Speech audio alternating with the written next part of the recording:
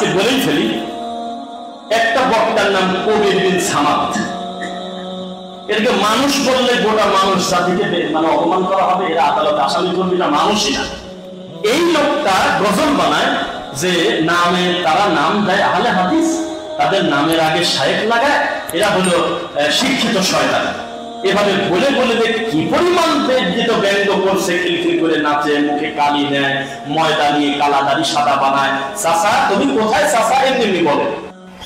এই হ্যালো,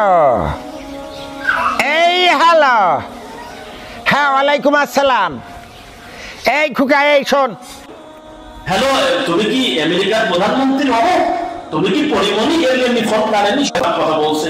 গালাগালিটা তো যে কোনো মানুষের জন্যই খারাপ, কিন্তু সবাই ঢালাও ভাবে ওই বিএনপির নেতাকে গালিগালাজ করে। কেউ জানতে চায় না ওদের ব্যাপারটা কি, কারণটা কি। কেউ আর লেখে না, খালি বলে নেতা এটা কাজ করছে নাকি। পুরো ভিডিও যখন দেখলাম তখন দেখলাম যে গালি দেওয়াটা হয়তো ঠিক হয়নি, কিন্তু পিটানো খুব একটা অন্যায় হতো না, ছিল তো বিয়াত। ও বলতেছে তারেক রহমান সম্পর্কে, ও বলতেছে বিভিন্ন দায়িত্বশীল সম্পর্কে বাদে কথা মঞ্চে। ওর দেখে নিয়ে আসছে কি কারণে বলেন তো দুঃখের কথা।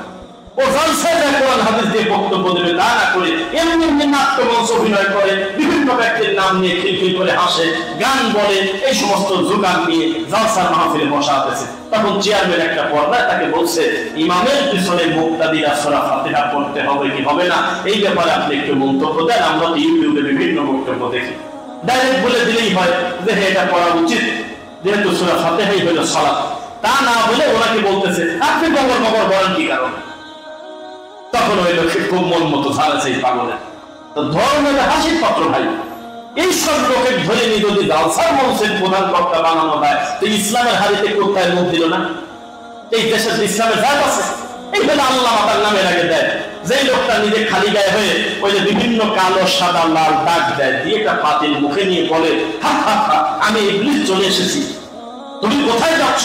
বলে যে আশপাশে জায়গা নেই তো, ইবলিস তো সবচেয়ে বেশি ভর করছে সৌদির উপরে, আমি এখন সৌদি চলে যাবো, এই কথা বলতেছে। পাবলিক নিচে ভিউ হচ্ছে, কমেন্ট হচ্ছে, লাখ লাখ টাকা ইনকাম করতেছে। এই হলো জাতি। এই জাতি মোনাজাত করলে সে জাতির কি কল্যাণ হবে? এই জাতির কোনো শরম আছে? দুঃখ এইসব নাম বলতেছে দিনের স্বার্থে। আমরা এত বড় পণ্ডিতি নিতে হতে জানি না, বেশি পণ্ডিতি করবেন না। আল্লাহর কসম সালাফিদের ইতিহাস দেখেন, তারা খারাপ মানুষদের নাম ধরে সমালোচনা করছে, যাদের দ্বারা ইসলামের ক্ষতি হয়। আমি যদি প্রমাণ দিতে না পারি আমাকে ধরে রাখবেন। আল্লাহর কসম সালাফিদের নীতি ছিল পূর্বসূরি বড় বড় বিদ্বানদের, যারা ক্ষতিকারক, যারা আবর্জনা, যারা আলেম ওলামার নাম বেশ ধারণ করে ধর্মের বড় ক্ষতি করে, তাদের নাম ধরে জাতিকে সতর্ক করা কোনো অন্যায় না, বরং এটা ওয়াজিব। আমরা বেশি ভালো মানুষ, তাদের থেকেও এরকম দাবি করি, সেজন্য আমরা হয়তো একটু নরম করে বলি। তারেক মনোয়ার ফুটবল খেলার সামনে দাঁড়ায় মোনাজাত করতেছে, ভিডিও আমি আজকে দেখলাম। এই হলো জাতির বড় হলো, তাদের জানতে লাগে 1 লক্ষ টাকা। ইসলাম বেইজ্জত হচ্ছে তাদের। এইরকম মুসলিম যদি আমরা বলি আল্লাহ আমাদেরকে তুমি ফিতনা থেকে বাঁচাও, তো ফুটবল খেলা, ক্রিকেট খেলা এটা একটা ফিতনা না? আরে বোঝেন না এটা খেলাটা জুয়া না? এখন আর ঘরে ঘরে তাস খেলা নাই, এখন আর মিনিটে মিনিটে ওখানে জুয়া খেলে না, রাস্তায় রাস্তায় বসে এখন মোবাইলে জুয়া খেলতেছে। 6 উইকেটে এত রান, এত বলে এত এক বাদী হয়ে যাচ্ছে, লক্ষ লক্ষ কোটি কোটি টাকার বাদী। গাজীপুরে নাকি কোন একটা জায়গা আছে যে গোটা মহল্লাটাই চলে জুয়ার উপরে, তাদের ইনকাম সোর্স শুধু ওইটা। আরো বেশ কিছু জিনিস দেখলাম আমরা ইউটিউবে, মোবাইলে দেখি। জুয়া, এই জুয়া কি হালাল না হারাম? শুধু হারাম নাকি? কোরআনে উল্লেখ করা ডাইরেক্ট, ইয়া আইয়ুহাল্লাযীনা আমানু ইন্নামাল খামরু ওয়াল মাইসিরু ওয়াল আনসাবু ওয়াল আজলাম রিজসুম মিন আমালিশ শাইতান ফাজতানিবুহু লাআল্লাকুম তুফলিহুন। কত বড় ভয়ঙ্কর কথা! আল্লাহ জুয়াকে হারাম করছে, এই জুয়া খেলতেছে মোবাইলে বসে, আর এই জুয়া উদ্বোধন করতেছে তারেক মনোয়ার হুজুরকে দিয়ে। যা কিছু মাখলুক সৃষ্টি সবই আল্লাহর জন্য। আল্লাহ সুবহানাহু ওয়া তাআলা হলেন একক সৃষ্টিকর্তা, খালেক, রব্বুল আলামিন। আমাদেরকে সৃষ্টি করেছেন, আমাদের ভিতরে হিংসা, আমাদের ভিতরে রাগ, আমাদের ভিতরে ব্যথা, আমাদের চোখের পানি, আমাদের অনুভূতি, ভালো মন্দ পার্থক্য করা, অনেক কিছু বিষয় দিয়ে আল্লাহ আমাদেরকে সৃষ্টি করেছেন। এরপরেও আমরা অনেক ক্ষেত্রেই আমরা আমাদের কর্ম থেকে, আমরা আমাদের দায়িত্ব থেকে দূরে। একটি কথা বললেই বুঝবেন, সূরা ৩ আল্লাহ বলতেছেন লাকাদ খালাকনাল ইনসানা ফি আহসানি তাকওয়িম। আল্লাহ সুবহানাহু ওয়া তাআলা অবশ্যই অবশ্যই মানুষকে সৃষ্টি করেছে উত্তম অবয়ব দিয়ে, বৈশিষ্ট্য দিয়ে। প্রশংসা করার সাথে সাথে আল্লাহ পরের আয়াতে বলতেছে, সুম্মা রাদাদনাহু আসফালা সাফিলিন, অতঃপর আমি আল্লাহ তাদেরকে একেবারে উল্টা দিকে, নিচের দিকে ফিরিয়ে দিয়েছি। কেবল বলতেছে সবচেয়ে উত্তম, সবচেয়ে সুন্দর দিয়ে সৃষ্টি করলাম, অতি উত্তম করে। এখনই আবার পরের আয়াতে বলতেছে আমি আল্লাহ পুরা উল্টা দিকে তাদেরকে আমি দিয়ে দিছি। মানে যে যত দামি, তার নিজের অস্তিত্ব, নিজের কর্ম, নিজের যা করণীয় সেটা ভুলে গেলে তার মর্যাদা, তার কর্ম ঠিক তেমনি উল্টা দিকে যায়। আজকে থেকে কয়েক মাস আগেও যার কঠিন দাম্ভিক, যার ক্ষমতা, যার পাওয়ারের কাছে গোটা থানা, গোটা জেলা কাঁপাকাঁপি শুরু হয়ে গিয়েছে। প্রশাসন থেকে শুরু করে মিডিয়া, যে কোনো ব্যাপার তার নামের উপরে কন্ট্রোল হয়ে যেত। আজকে তিনি নিজে পালানোর পথ খুঁজে পাচ্ছে না। এটাই হলো দুনিয়া, এটাই হলো মানুষের কথা। এভাবেই সময় সাইকেলের চাকার মতো পরিবর্তিত হতে থাকে। এটাই হলো দুনিয়ার কথা। ঠিক তেমনি আল্লাহ সুবহানাহু ওয়া তাআলা এভাবেই বলতেছে, আমি মানুষকে এত কিছু গুণাগুণ দিয়ে সৃষ্টি করার পরেও তাদেরকে আমি উল্টা দিকে ফেরাই একেবারে সর্বনিকৃষ্ট করলাম, কারণ তারা তাদের অস্তিত্ব ভুলে গিয়েছে। মুসলিম উম্মার ভিতরে কোনো ফিলিংস নাই, কোনো অনুভূতি নাই। এই ব্যাপারে একটা খুতবা দিয়েছিলাম সম্ভবত এই মসজিদেই।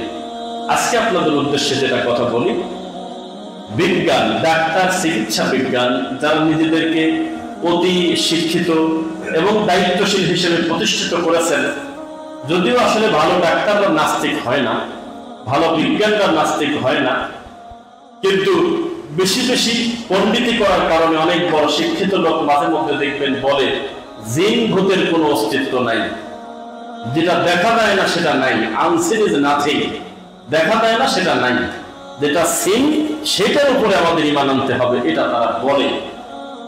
তো আসলেই তো তাই, আনসিন যেটা তো সেটা আনসিন। কিয়ামত পর্যন্ত মানুষকে প্রমাণ করতে পারবে, দেখাতে পারবে যে জিন বসে ভাত খাচ্ছে আমার সাথে, জিনের সাথে একটা মানুষের বিয়ে হইলো, জিনের সঙ্গে একই সঙ্গে চলাফেরা করেছে, এরকম কি সরাসরি মানুষের মতো করে দেখতে পারবে কেউ?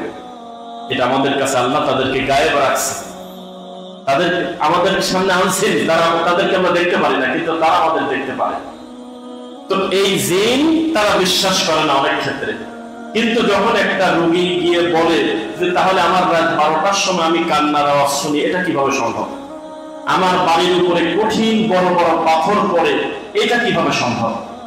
কোনো কিছু দেখা নাই, হঠাৎ করে আমার বাচ্চা লাফ দিয়ে ওঠে, এটা কি ব্যাখ্যা দিবেন? কোনো কিছু খুঁজে না পেয়ে তখন বলে এটা হলো সুপার ন্যাচারাল বিলিফ, এটা তোমার পার্সোনাল অতিরিক্ত বিশ্বাস, এইটার সাথে কোনোদিন বাস্তবতার মিল নেই, এগুলো বলে উড়িয়ে দেয়।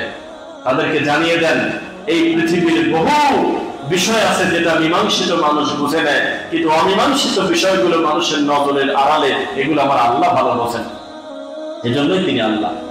তার না যখন ইমাম মাহাদি দাজ্জাল সম্পর্কে বলি মানুষের সামনে জানাই, তখন এগুলোকে মানুষ একটা গল্প শাস্ত্র মনে করে যে এটা আবার কিভাবে সম্ভব? একটা লোকের 1 চোখ কানা হবে, একটা লোকের কপালে লেখা থাকবে কাফারা, একটা লোকের এত ক্ষমতা হবে, এটা কিভাবে সম্ভব? এটা মানুষ নিতে পারে না, মনে করে সির্ফ এটা একটা গল্প। কিন্তু না, তারা বুঝতে পারে নাই আল্লাহর সৃষ্টি এভাবেই। যখন দেখবেন আমার নিজের বাড়িতে পানি ঢোকে নাই, সবাই বোঝে এখন আমাদের এই বিষয় থেকে পরিত্রাণ নিতে হবে। মানুষ শিক্ষা গ্রহণ করে না। বড় বড় অন্যায়, এত বড় বড় পাপাচার, এত বড় বড় দুর্ঘটনা, এত বড় বড় কিছু দেখার পরেও মানুষের ভিতরে কোনো অনুভূতি নেই। এটাই হলো কথা। কুলিকল ইনসানু আজুলা, ওই দিক দিয়ে পুরোটা আটকায় দিয়েছে যাতে যত্রতত্র পাবলিক দৌড়ে গিয়ে মেইন হাইওয়ে রাস্তার উপরে চলাচল করতে গিয়ে অ্যাক্সিডেন্ট করে না মরে। তারপরেও এই জাতি কথা না শুনে শুধু ফ্লাইওভারে, ফুটওভার ব্রিজে ওঠার এই অলসতায় এই উপর দিয়েই উল্টে লাফ দিতে গিয়ে পড়ে পড়ে মরতেছে। গত পরশুদিন একজন বলে গেছে আদম সন্তানের ব্যাপারে আল্লাহ বলতেছে, আমার আদম সন্তান এরা বিনা কারণে তাড়াহুড়া করা জাতি, এরা খুব তরাপ্রবণ জাতি, আজুলা, এরা হলো তাড়াহুড়া করে, পরিবার নিয়ে মারতেছে দৌড়। তো ফুটওভার ব্রিজ কিসের জন্য? এই কাজগুলো কিসের জন্য করা? দৌড়ে গিয়ে উল্টে পড়ে যাচ্ছে। মানুষ হলো তাড়াপ্রবণ জাতি। 2, মানুষ চায় তিনি নজরে থাকতে, মানুষ নজরে থাকতে চায়। একটা ভিডিও ভাইরাল হয়েছে, দেখেছেন কিনা? একটা যুবক ছেলে ট্রেন যে যায় ওই লাইনের মাঝখানে ওখানে শুয়ে পড়তেছে। পড়ার পরে যখন ট্রেন চলে গেল তখন উঠে এমন একটা খুশি আত্মহারা, মনে হচ্ছে একেবারে মানে কি যেন বলে সেটা জয় করে ফেলছে, এরকম খুশি হয়ে গেছে। অথচ 1 ইঞ্চির ব্যবধানে তার সে ছিন্ন ভিন্ন হয়ে একেবারে মিশে যেত কিন্তু মাটির সাথে, এটা তার চিন্তা নেই। বুঝতে তার ধারণা মানুষ আমাকে দেখবে, মানুষ আমাকে জানবে, এটা মানুষের স্বভাব। মানুষ চায় তার নিজের দিকে মানুষকে ডাকতে, আর রব চায় দা ইলাল্লাহ, যেন আমি আল্লাহর দিকে মানুষকে ডাকে, এটাই পার্থক্য। তো যাই হোক, ইমাম মাহদী এবং দাজ্জাল সম্পর্কে আমাদের যে পূর্বঘোষিত যে বিষয়, এগুলো আমরা বলার চেষ্টা করব অল্প পরিসরে হলেও ইনশাআল্লাহ। ইমাম মাহদী সম্পর্কে আমাদের সমাজে বহু ধৈর্য হবেন। আমি আমার এই একটু গুগল করে তদন্ত করে চ্যাট জিপিটিতে শুনে বিভিন্ন মাধ্যমে জানলাম প্রায় 62টা ইমাম মাহদী এই 250 বছরে আছে। এই জাতি কত খারাপ! পাকিস্তানেই নাকি 4-5টা ডেলিভারি হয়েছে, তারপরে আফগানিস্তানে 3টা, সৌদি আরবের কারাগারে নাকি 4টা, ইরাকে রয়েছে 3 জন। এভাবে সিরিয়াল করে 62টা ইমাম মেহেদী পাওয়া গেছে। আসল কোনটা? মানুষ কত বড় নিমখারাম দেখেন। একটা ছেলের গায়ে হয়তো লোম বেশি, এটা তো জেনেটিক প্রবলেম হতে পারে, এর সাইন্টিফিক ব্যাখ্যা আছে। ডাক্তারের কাছে না নিয়ে বলতেছে যে দেখো এই ছেলের গায়ে যেহেতু চুল পশম সহ জন্ম নেছে, তাহলে এটাই হবে পরবর্তীতে বাচ্চা। কিসের সাথে কি লাগায় দিয়েছে?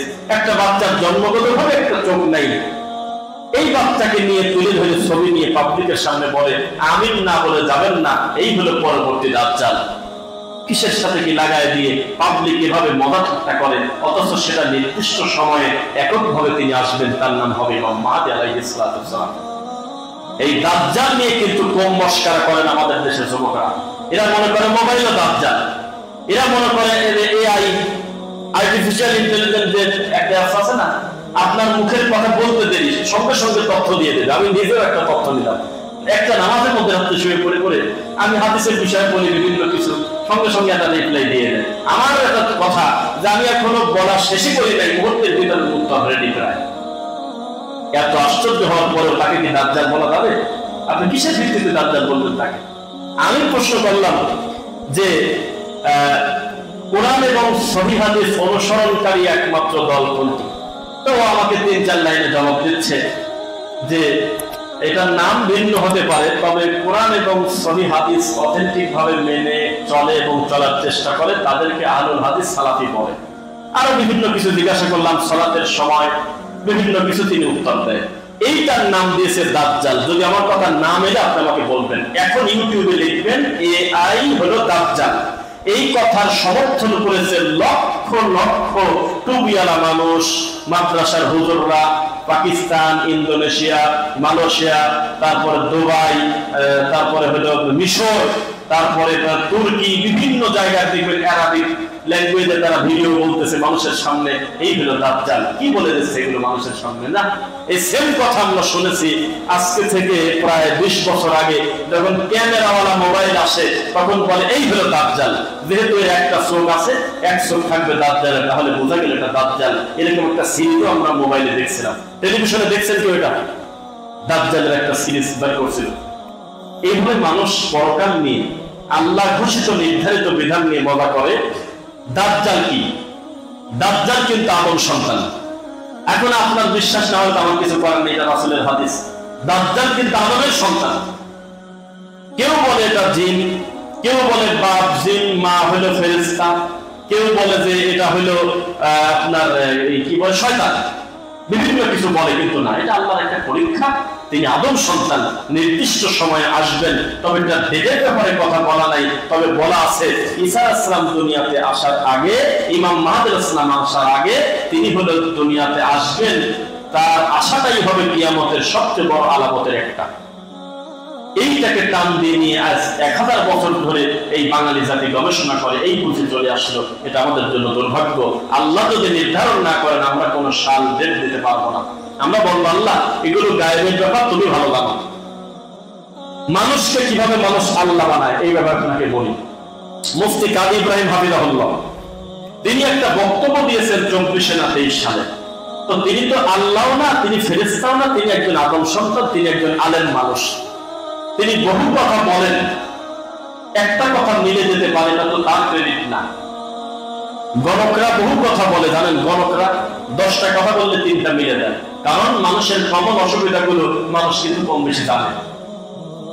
এই যে ফুটপাতে যারা মলম বিক্রি করে, যারা ট্যাবলেট বিক্রি করে, ওরা তো জানে যে বাঙালির দুর্বলতা কোন কোন জায়গায়, ওইগুলোর নাম ধরে ধরে উল্লেখ করে। এটা কি কারামতি বলবেন আপনি? উনি বলেছিলেন যে সম্ভবত 25 সালের দিকে ভারত পাকিস্তানের যুদ্ধ লাগবে। এইটা নিয়ে এসে লাখ লাখ লোক এই ভিডিও দিয়ে বলে, দেখেছে কি কারামত, কিভাবে কি হয়ে গেল। উনি তো আগেই বলছিল না, এভাবে আপনি কাউকে নির্দিষ্ট করতে পারবেন না। মানুষ ভবিষ্যৎবাণী করতে গেলে এটাই যদি হয়, তাহলে আবহাওয়া বার্তাবিদ যারা আছে ওরা হলো সবচেয়ে বড় আল্লাহর ওলি।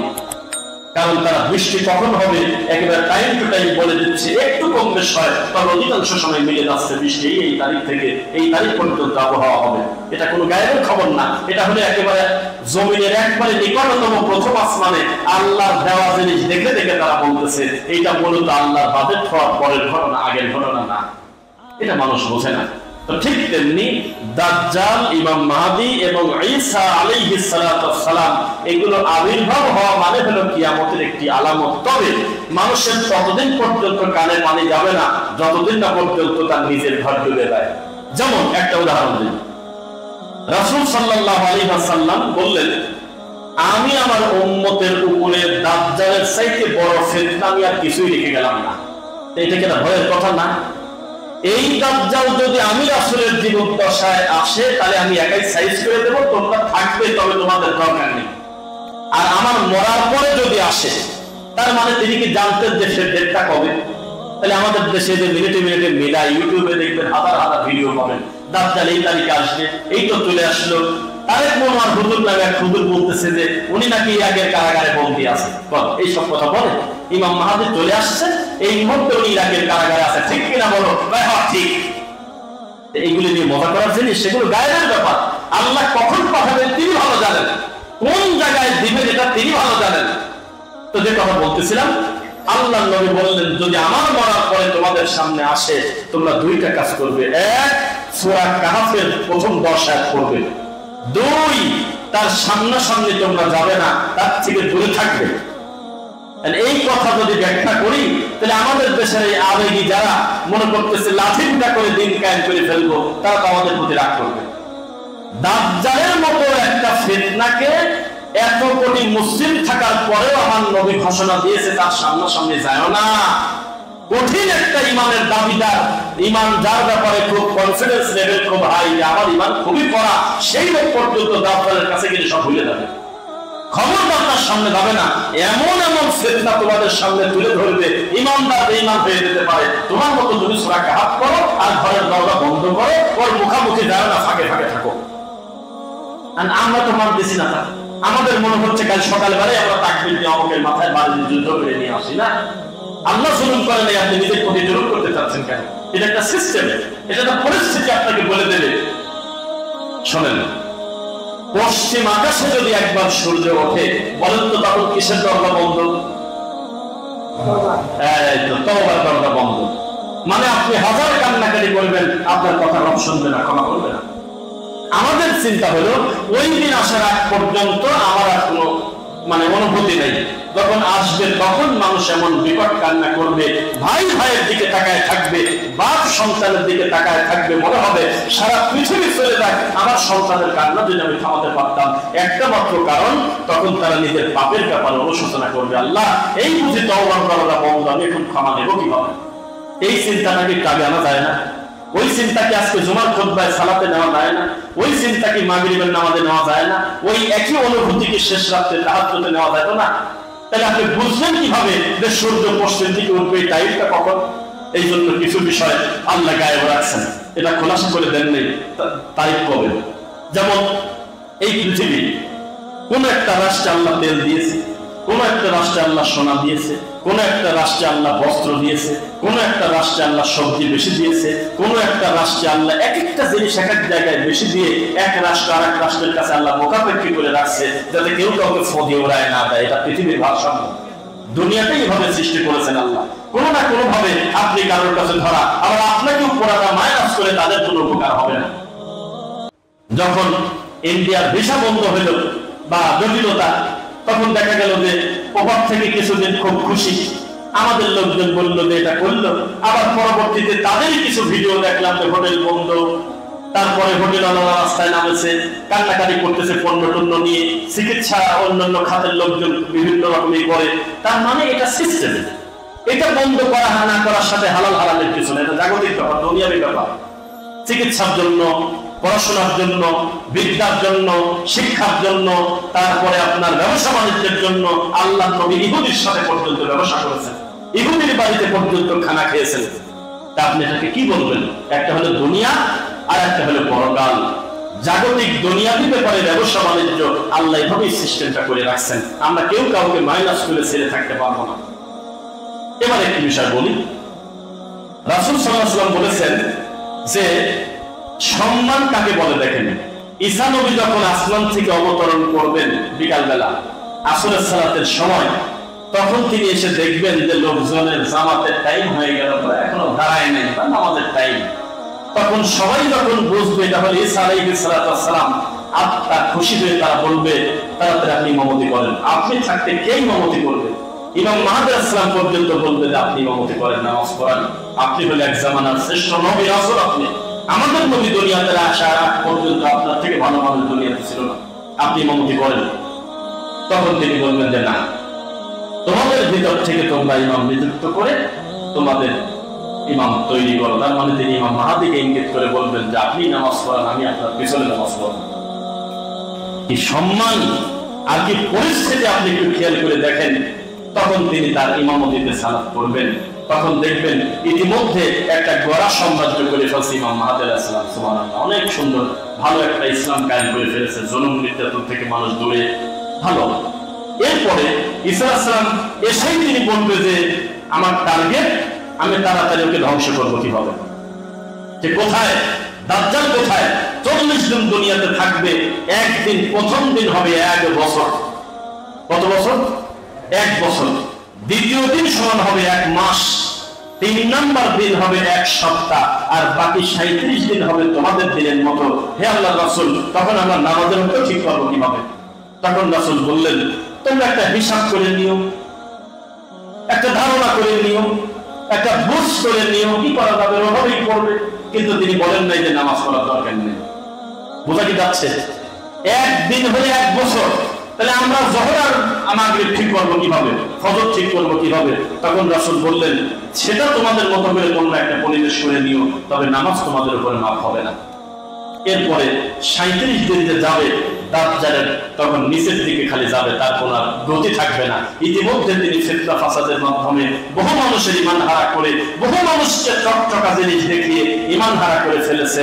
কিন্তু ঈসা আলাইহিস সালাতু ওয়াস সালাম আসার পরে নিজ হাতে তাকে হত্যা করে দেবেন তিনি।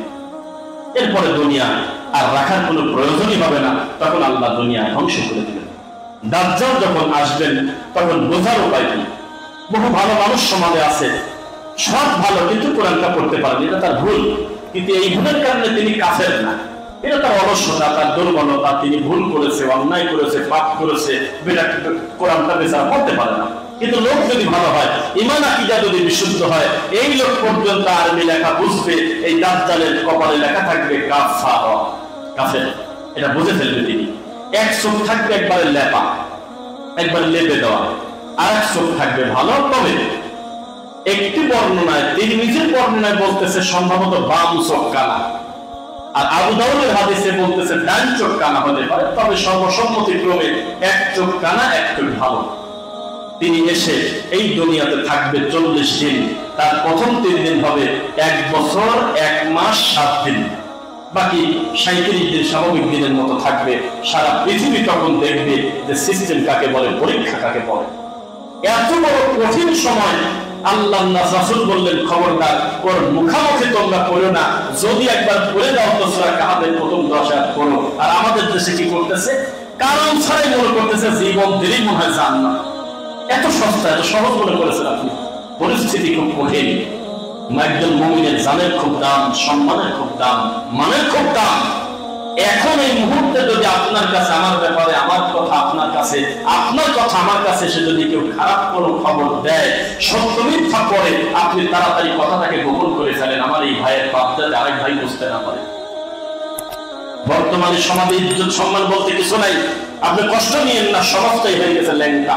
কাপড় পরা লোক দেখলে তারা লজ্জা পায়। আমার ওস্তাদ এভাবে বলতেন যে, শুনছিলাম আফ্রিকার জঙ্গলে একটা সময় নাকি মানুষ কাপড় চোপড় নাই, লতা পাতা দিয়ে উজ্জ্বল থাকতো, অনেক সময় তারা ল্যাংটাই থাকবে। এটা তাদের একটা গতি, তাদের ট্র্যাডিশন। ওই জায়গা যদি হঠাৎ কোনো জুব্বা পরাওয়ালা লোক ঢুকে পড়ে, তারা কিন্তু লজ্জা পাবে। সি সি সি, এই লোকটা লজ্জা নাই, জুব্বা পরে আছে, কাপড় পরে আসছে। কারণ দীর্ঘদিন কাপড় না পরাটাই হলো তাদের কাছে একটা ট্র্যাডিশন। মৌমাছি তো ঠিকই মধু দেয়, মৌমাছি আবার খারাপ মধু দেয় নাকি? তাহলে ভেজাল মধু বানালো কিনা? এটা আপনি আর আমি বানাইছি। মৌমাছি কোনোদিন খারাপ মধু দেয়? এটা খাঁটি লিখলেন কি কারণে? লিখতে হয়েছে কেন? আপনার আমার মতো মানুষ রূপী শয়তানের কারণে আজকে লিখতে হচ্ছে খাঁটি মধু, খাঁটি তেল। তেল তো তেলই ছিল, খাঁটি হলো কি কারণে? মধু তো মৌমাছি তখন দেয়, তখন তো ঠিকই ছিল। তাহলে আপনারা আমার কাছে আসার পরে এরকম খাঁটি হয়ে গেল কি কারণে? বোঝা গেল আদম সন্তান এমন পাপে জর্জরিত হবে, ভয়ঙ্কর ভয়ঙ্কর ফিতনা তাদের উপরে সামনে পতিত হবে। তারা ঈমান দাবি করবে, তবে তারা কাফের হিসাবে গণ্য হবে। জুলুম নির্যাতন কি পরিমাণ হবে? একটি কথা বলি, সবাই আমার দিকে মনোযোগ দিয়ে শুনবেন, তাকাবেন। খুব শিক্ষণীয় ঘটনা। রাসূলের একটি হাদিস, খবরদার তোমরা মন্দ জিনিস দিয়ে দৃষ্টান্ত দিও না, ভালো জিনিস দিয়ে দৃষ্টান্ত দাও। BCS cadre, first class first, একবারে বিভাগীয় প্রধান হয়েছে একটা ছেলে। হঠাৎ করে তার ছোটবেলার প্রাইমারি শিক্ষকের সাথে দেখা, দৌড়ে গিয়ে স্যারকে বুকে জড়িয়ে ধরে বলে, স্যার আমার আজকের এই পজিশনে আসার ব্যাপারে সবচেয়ে বেশি ভূমিকা আপনার। স্যার কেন বেটা, তুমি তোমার নাম কি বাবা? বলে আমার নাম হলো রবিউল ইসলাম। রবিউল ইসলাম আমি তো পড়তেছি না স্যার, আমি আপনার ছাত্র, আমি 1 থেকে 5 পর্যন্ত আপনার কাছে পড়ছি স্যার, অমুক প্রাইমারি স্কুলে। ও আচ্ছা আচ্ছা আচ্ছা, তুমি সে কি অবস্থা তোমার? স্যার সারা বাংলাদেশে হাতে গোনা কয়েকজনের ভিতরে আল্লাহ আমাকে করেছেন, আল্লাহর কাছে দোয়া করবেন আমার জন্য। মাশাআল্লাহ স্যার, এগুলো স্যার আপনার জন্য আল্লাহ আমাকে কবুল করেছে। বারবার বলার কারণে বলে যে বিষয়টা কি বলতে চাও? বলে স্যার ছোটবেলায় ক্লাসে আমার পাশের ব্রেঞ্চের একটা বাচ্চা কলমটা আমার খুব পছন্দ হয়েছে। আমি ক্লাস 2তে পড়ি, ছোট বাচ্চা, লোভ সামলাতে না পেরে আমি তার কলমটা আমি পকেটে নিয়ে ফেলি। তন্ন তন্ন করে খুঁজে ছেলেটা কলম পায় না, আপনার কাছে দিয়েছিল বিচার। স্যার আপনি খুব পরামর্শ, আপনার কাছে বিচার দেওয়ার পর ছেলেটা কাঁদতেছিল, কিন্তু আমি যদি তখন পকেট থেকে কলমটা বের করি তাহলে আমার পিঠের চামড়া থাকে না এবং আমি সবার সামনে জোর করে সাব্যস্ত হই। তখন আপনি বলেছিলেন যে সবাই চোখ বন্ধ করো, আমি প্রত্যেকের পকেটে হাত দিয়ে দেখবো কলম আছে তার পকেটে। তখন স্যার আপনি যখন সবার ধীরে ধীরে দেখতেছিলেন আমার ভিতরে খুব অস্থির হচ্ছিলাম, এই বুঝে আপনি আমার পকেটে হাত দেন। তখন আমার কাছাকাছি এসে যখন পড়লেন, তখন মনে হচ্ছিল আমি অর্ধেক বলে গেছি, আমি লজ্জায় শেষ। এই বুঝে আপনি আমাকে একেবারে মানুষের সামনে পিটায়, ছেলেপেলের সামনে অপমান করবেন। তখন আপনি আমার পকেটে হাত দিলেন। যখন আপনি কলমটা ধরে ফেললেন, তখন আমার মনে হলো যে আমি মনে হয় আজরাইল আমাকে ধরছে। কলমটা ধরার পর আশ্চর্যজনক ভাবে এই কলমটা আপনি তুলে নিলেন, কিন্তু তারপরেও আপনি বাকিদের পকেটে হাত দিলেন। এইটা আমি আশ্চর্য হয়ে গেলাম, আপনি বুঝতে দেন নাই কাউকে। পুরো ক্লাসে সবার পকেটে হাত দেওয়ার পর আপনি বলেছিলেন কলম পাওয়া গেছে, কলম পাওয়া গেছে, ক্লাসের শেষে তুমি নিয়ে যাও। আমরা সবাই জানতে চাইলাম যে স্যার কার পকেটে পাওয়া গেছে। সবাই বলল আপনি আমার নাম বলেননি স্যার। স্যার এই যে আপনি আমাকে একটা আঘাত করেন নাই, মারেন নাই, আমার পাপটা মানুষের সামনে ওপেন করেন নাই, এর থেকে বড় শাস্তি পৃথিবীতে হতে পারে না। আমি এটা মাথায় নিয়ে আমি বাকি জীবন পড়াশোনা করছি, আপনি আমার এই পাপ ঢেকার কারণে। তখন স্যার বলল যে তাহলে তুমি সে? স্যার আপনি জানেন না আমি সে, আপনি আমার চিনলেন আমি রবিউল। বলে শোনো, আমি যখন সবার পকেটে হাত দিয়ে চেক করি তখন আমার চোখে বন্ধ ছিল। কথা কি ওজন বোঝেন? বলে আমি যখন সবার পকেটে হাত দিই তখন আমার নিজের চোখ আমি বন্ধ করছিলাম। আমার চোখ যে আমি আমার এক ছাত্র কলম চুরি করছে, আমি এই চোখ দেখবো কিভাবে? কিভাবে আমি দেখবো? আমি এটা পারবো না। এজন্য আমি নিজের প্রত্যেকটা ছেলের সিরিয়ালে দেওয়ার সময় আমি লাইনের শুরুতেই চোখটা বন্ধ রাখছিলাম। আমি নিজের মতে বুঝতে না পারি কলমটা ছিল তার পকেটে। তুমি না বললে আমি জানতামই না ব্যাপার। মুসলিম দুর্ভাগ্যজনক বশত এই ঘটনা সত্য মিথ্যা জানি না, তবে লেখছে একজন হিন্দু। এই দুঃখে আপনার মনে দেওয়া উচিত, আত্মহত্যা জায়েজ নাই। এটা অমুসলিম এই শিক্ষণীয় ঘটনা লেখে। আমার নাম বলা ভুল হয়েছে, রবিচন্দন, রবিউল বলেছিলাম, রবিচন্দন। অথচ এই শিক্ষা দরকার ছিল মুসলিমের, আমাদের থেকে ধার করে নিয়ে তারা চলবে। তো মুসলমানের কোন আত্মসম্মানের দাম নেই। একজন দুইজনের গল্প করতেছে, আর একজন যাওয়ার পরে হয়তো কথাটা বন্ধ করছে, তাদের কোনো প্রাইভেসি ছিল। উনি বারবার খোঁজাচ্ছে, কি জানি বললেন, কি জানি বললেন, কি জানি বললেন, আব্দুর রহমানের মতো নাম শোনা গেল, কি জানি বললেন, বারবার খোঁজাচ্ছে যাতে এদের গোপন কথাটা ও জেনে ফেলে।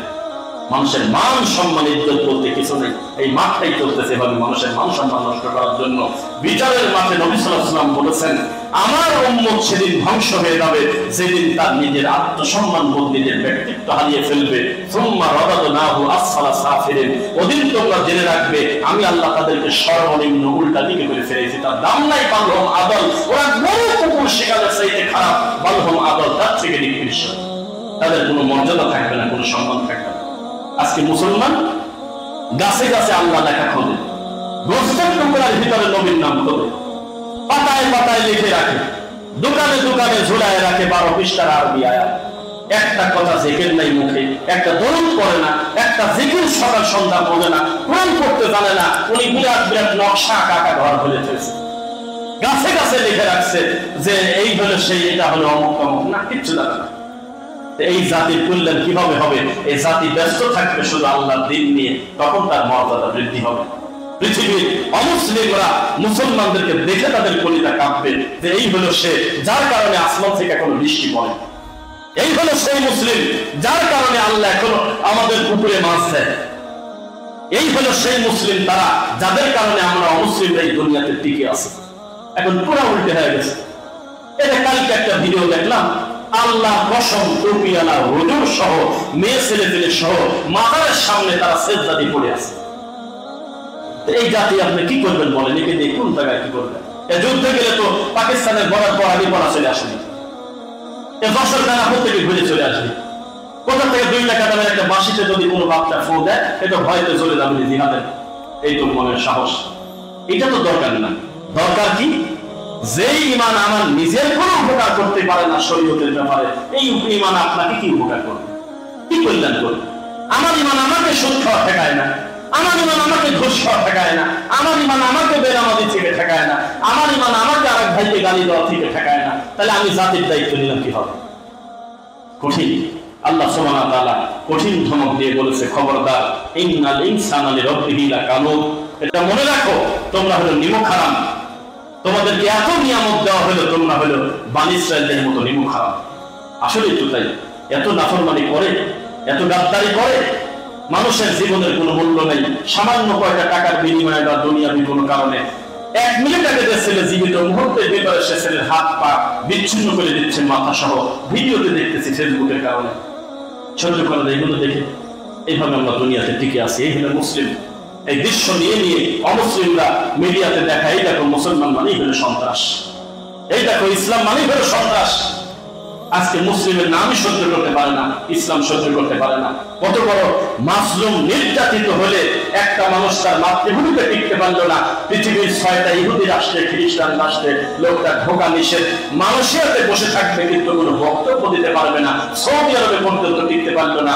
দুবাইতে তার নিজের পৃথিবীর অফিস আদালত ছেড়ে লোকটাকে চলে যেতে হলো মালয়েশিয়া। এরপরও এই জাতি এই পৃথিবী বন্ধ করার জন্য হুজুর মানুষরা রাস্তায় বের হয়েছিল। আমাদের পর গরম আসবে নাকি আসবে? আমরাই তো বর্তমান জামানার বনী ইসরাঈল, আমরাই তো সেই অকৃতজ্ঞ জাতি। গজব আসলে তো আমাদের প্রতি আগে আসবে। গজব আসলে মনে করবেন যে আসমান থেকে যদি কোনো পাথর আসে, এই পাথরটা প্রথমে মন্দিরে পড়ার আগে পড়বে হলো ওই পাকা কবরে, মাজারে পড়বে আগে। এদের কারণে আজকে দিন ধ্বংস। আজকে মানুষের ইসলাম নিয়ে মানুষ মজা ঠাট্টা করে, শরীয়ত নিয়ে আর কি ঠাট্টা করে। আর বর্তমান হুজুরদের ওয়াজ, এগুলো তো সব সার্কাস হয়ে গেছে। আপনাদের দেখছেন মনে হয় সার্কাস মানে কি বলতেছে, মুখ দিয়ে তার হিসাব নেই। আজকে বলেই ফেলি, একটা বক্তার নাম কবির বিন সামাদ। এরকে মানুষ বললে গোটা মানুষ জাতিকে মানে অপমান করা হবে, এরা আদালতে আসামি করবে না, মানুষই না। এই লোকটা গজল বানায় যে নামে তারা নাম দেয় আহলে হাদিস, তাদের নামের আগে শায়েখ লাগায়, এরা হলো শিক্ষিত শয়তান। এভাবে বলে বলে যে কি পরিমাণ বেজ্জিত ব্যঙ্গ করছে, খিলখিল করে নাচে, মুখে কালি নেয়, ময়দা নিয়ে কালা দাড়ি সাদা বানায়। চাচা তুমি কোথায় চাচা, এমনি বলে। হ্যালো, তুমি কি আমেরিকার প্রধানমন্ত্রী হবো? তুমি কি পরিমণি এমনি ফোন কানেনি? সবার কথা বলছে। গালাগালিটা তো যে কোনো মানুষের জন্য খারাপ, কিন্তু সবাই ঢালাও ভাবে ওই বিএনপির নেতাকে গালিগালাজ করে। কেউ জানতে চায় না ওদের ব্যাপারটাকে, কারণ নাকি কেউ আর লেখে না, খালি বলে নেতা এটা কাজ করছে নাকি। পুরো ভিডিও যখন দেখলাম তখন দেখলাম যে গালি দেওয়াটা হয়তো ঠিক হয়নি, কিন্তু পিটানো খুব একটা অন্যায় হলো না, ছিল তো বিয়াত। ও বলতেছে তারেক রহমান সম্পর্কে, ও বলতেছে বিভিন্ন দায়িত্বশীল সম্পর্কে বাজে কথা মঞ্চে। ওর দেখে নিয়ে আসছে কি কারণে বলেন তো দুঃখিত কথা। ও জলসায় যায় কোরআন হাদিস দিয়ে বক্তব্য দেবে, তা না করে এমনি এমনি নাট্যমঞ্চ অভিনয় করে, বিভিন্ন ব্যক্তির নাম নিয়ে খিলখিল করে হাসে, গান বলে, এই সমস্ত জোগান নিয়ে জলসার মাহফিলে বসা হতেছে। তখন চেয়ারম্যান একটা পর্দায় তাকে বলছে, ইমামের পিছনে মুক্তাদিরা সূরা ফাতিহা পড়তে হবে কি হবে না, এই ব্যাপারে আপনি একটু মন্তব্য দেন। আমরা তো ইউটিউবে বিভিন্ন বক্তব্য দেখি, ডাইরেক্ট বলে দিলেই হয় যে হ্যাঁ এটা করা উচিত, যেহেতু সূরা ফাতিহাই হলো সালাত। তা না বলে ওনাকে বলতেছে আপনি গবর গবর বলেন কি কারণে। তখন ওই লোককে খুব মন মতো ঝাড়াছে এই পাগলের। তো ধর্মের হাসির পাত্র ভাই, এই সব লোকের ধরে নিয়ে যদি জালসার মঞ্চের প্রধান বক্তা বানানো হয়, তো ইসলামের হারিতে কোথায় মুখ দিল না? এই দেশের ইসলামের জাত আছে, এই হলো আল্লাহ তার নামের আগে দেয়। যে লোকটা নিজে খালি গায়ে হয়ে ওই যে বিভিন্ন কালো সাদা লাল দাগ দেয়, দিয়ে একটা পাতিল মুখে নিয়ে বলে হা হা হা আমি ইবলিস চলে এসেছি। তুমি কোথায় যাচ্ছ? বলে যে আশপাশে জায়গা নেই তো, ইবলিস তো সবচেয়ে বেশি ভর করছে সৌদির উপরে, আমি এখন সৌদি চলে যাবো, এই কথা বলতেছে। পাবলিক নিচে ভিউ হচ্ছে, কমেন্ট হচ্ছে, লাখ লাখ টাকা ইনকাম করতেছে। এই হলো জাতি। এই জাতি মুনাজাত করলে সে জাতির কি কল্যাণ হবে? এই জাতির কোনো শরম আছে? দুঃখ এইসব নাম বলতেছে দিনের স্বার্থে। আমরা এত বড় পণ্ডিত নিতে হতে জানি না, বেশি পণ্ডিত করবেন না। আল্লাহর কসম সালাফিদের ইতিহাস দেখেন, তারা খারাপ মানুষদের নাম ধরে সমালোচনা করছে, যাদের দ্বারা ইসলামের ক্ষতি হয়। আমি যদি প্রমাণ দিতে না পারি আমাকে ধরে রাখবেন। আল্লাহর কসম সালাফিদের নীতি ছিল পূর্বসূরি বড় বড় বিদ্বানদের যারা ক্ষতিকারক, যারা আবর্জনা, যারা আলেম ওলামার নাম বেশ ধারণ করে ধর্মের বড় ক্ষতি করে, তাদের নাম ধরে জাতিকে সতর্ক করা কোনো অন্যায় না, বরং এটা ওয়াজিব।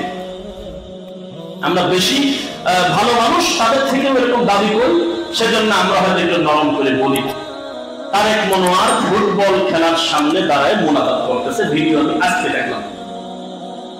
এই হলো জাতির বড় হুজুর, তাদের কানতে লাগে 1 লক্ষ টাকা। ইসলাম বেইজ্জত হচ্ছে তাদের। এইরকম মুসলিম যদি আমরা বলি আল্লাহ আমাদেরকে তুমি ফিতনা থেকে বাঁচাও, তো ফুটবল খেলা, ক্রিকেট খেলা এটা একটা ফিতনা না? আরে বোঝেন না এটা খেলাটা জুয়া না? এখন আর ঘরে ঘরে তাস খেলা নাই, এখন আর মিনিটে মিনিটে ওখানে জুয়া খেলে না, রাস্তায় রাস্তায় বসে এখন মোবাইলে জুয়া খেলতেছে। 6 উইকেটে এত রান, এত বলে এত এক বাদী হয়ে যাচ্ছে, লক্ষ লক্ষ কোটি কোটি টাকার বাদী। গাজীপুরে নাকি কোন একটা জায়গা আছে যে গোটা মহল্লাটাই চলে জুয়ার উপরে, তাদের ইনকাম সোর্স শুধু ওইটা। আরো বেশ কিছু জিনিস দেখলাম আমরা ইউটিউবে, মোবাইলে দেখি। জুয়া, এই এটা জুয়া কি হালাল না হারাম? শুধু হারাম নাকি? কোরআনে উল্লেখ করা ডাইরেক্ট, ইয়া আইয়ুহাল্লাযীনা আমানু ইন্নামাল খামরু ওয়াল মাইসিরু ওয়াল আনসাবু ওয়াল আজলাম রিজসুম মিন আমালিশ শাইতান ফাজতানিবুহু লাআল্লাকুম তুফলিহুন। কত বড় ভয়ঙ্কর কথা!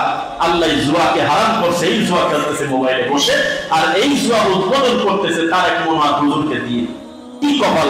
একটা বল আমি দেখাই আপনাদের হাত দিয়ে, বল হলে সেখানে গোল হতো না, বল হয়েছে। তাই হুজুর গেছে, আর আশপাশে যারা 11-22 জন আছে তারা হুজুরকে নিয়ে গেছে একটা মোনাজাত করে দিতে। পাগল মোনাজাত করে কাঁদতেছে। মোনাজাত করে কি করতেছিস?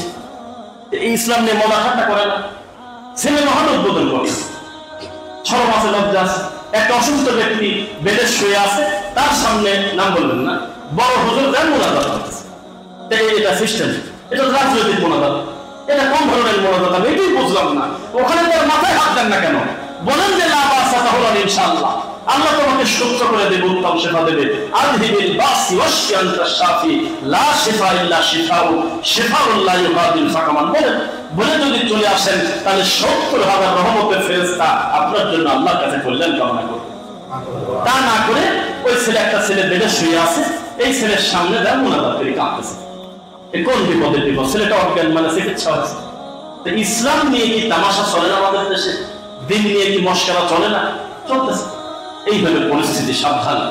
ইসলাম নিয়ে কোনো মজা ঠাট্টা করলে তার পরিণতি কিন্তু ভয়াবহ। এই জন্য কাজ হয় না। আমি আপনাকে বারবার বলি খুতবায়, খালেদ বিন ওয়ালিদ একটা হলে যথেষ্ট, আর এখন 2-250 কোটি মুসলমান আমরা, তারপরেও কাজ হচ্ছে না। দিন দিন খালি মায়ের খাচ্ছি। আমরা আমাদের মূল জায়গায় শিকড়ে হাত দিচ্ছি না। যেই জাতিকে যদি বলা হয় বলো তো তোমার সৃষ্টিকর্তা কোথায়, তিনি বিরক্ত হয় উত্তর দেওয়া বাদ দিয়ে।